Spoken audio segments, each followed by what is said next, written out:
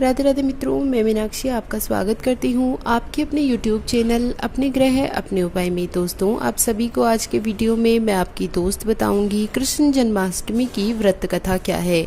जी हाँ दोस्तों, भाद्रपद मास के कृष्ण पक्ष की अष्टमी तिथि को जन्माष्टमी यानी श्री कृष्ण जन्म की खुशियाँ मनाई जाती हैं। भक्त मध्य रात्रि में कन्हैया का श्रृंगार करते हैं, उन्हें भोग लगाते हैं, पूजा आराधना करते हैं। इसी के साथ मुरलीधर भगवान श्री कृष्ण के जन्म की कथा सुनते हैं। मान्यता है कि श्री कृष्ण की जन्म की कथा अद्भुत कथा सुनने से ही समस्त पाप नष्ट हो जाते हैं। जातक पर कृष्ण भगवान की कृपा सदैव बरसती रहती है और इसके साथ ही उसके घर में कन्हैया के जैसे पुत्र रत्न की प्राप्ति होती है। तो चलिए दोस्तों, शुरू करते हैं जानकारियाँ। पर उससे पहले मैं आपको बता दूं, अगर आपने अभी तक हमारे YouTube चैनल को सब्सक्राइब नहीं किया है तो प्लीज़ आप हमारे चैनल को सब्सक्राइब करें।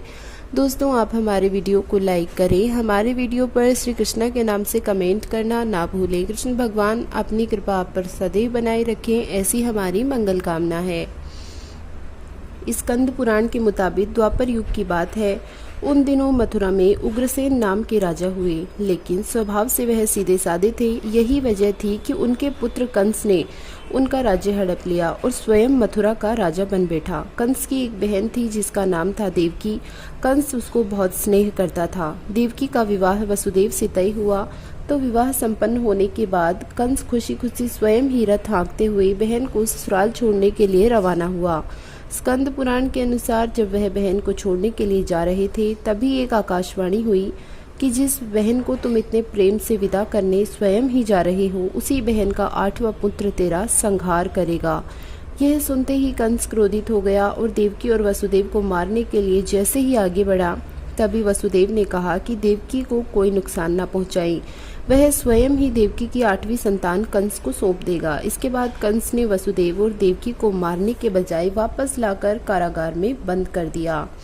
कारागार में ही देवकी ने 7 संतानों को जन्म दिया और कंस ने सभी को एक एक करके मार दिया। इसके बाद जैसे ही देवकी गर्भवती हुई, तभी कंस ने कारागार का पहरा और भी कड़ा कर दिया। तब भाद्रपद मास के कृष्ण पक्ष की अष्टमी को रोहिणी नक्षत्र में कृष्ण भगवान का जन्म हुआ। तभी श्री विष्णु ने वसुदेव को दर्शन देकर कहा कि स्वयं ही उनके पुत्र के रूप में जन्मे हैं। उन्होंने यह भी कहा कि वसुदेव उन्हें वृंदावन में अपने मित्र नंद बाबा के घर में छोड़ आए। यशोदा जी के गर्भ से जिस कन्या का जन्म हुआ है, उसे कारागार में ले आए। यशोदा जी के गर्भ से जन्मी हुई कन्या कोई और नहीं बल्कि स्वयं योगमाया थी। वह सब कुछ सुनने के बाद वसुदेव जी ने वैसा ही किया। वसुदेव जी ने जैसे ही कन्हैया को अपनी गोद में उठाया, कारागार के ताले अपने आप खुल गए। पहरेदार अपने आप ही नींद में सो गए। फिर वसुदेव जी कन्हैया को टोकरी में रखकर वृंदावन की ओर चल दिए। कहते हैं कि उस समय यमुना जी पूरे उफान पर थी। तब वसुदेव जी महाराज ने टोकरी को सिर के ऊपर रखा और यमुना जी को पार करके नंद बाबा के घर पहुंचे। वहां कन्हैया को यशोदा जी के पास रखकर कन्या को लेकर मथुरा लौट आए।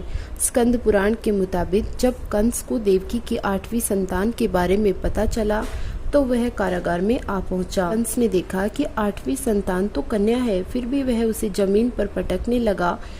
वह माया रूपी कन्या आसमान में पहुंचकर बोली कि अरे मूर्ख, मुझे मारने से कुछ नहीं होगा। तेरा काल तो पहले ही वृंदावन पहुंच चुका है, वह जल्द ही तेरा अंत करेगा। इसके बाद वह अंतर्ध्यान हो गई। इसके बाद कंस ने वृंदावन में जन्मे नवजातों का पता लगाया। तब यशोदा के लाला का पता चला तो उसे मारने के लिए कंस ने कई प्रयास किए, कई राक्षसों को भेजा, लेकिन कोई भी उस बालक का बाल भी बांका नहीं कर पाया। और कंस को यह एहसास हो गया कि नंद बाबा का बालक ही वसुदेव देवकी की 8वीं संतान है। कृष्ण ने युवावस्था में कंस का अंत किया और अपने माता पिता को कारागार से बाहर निकाला।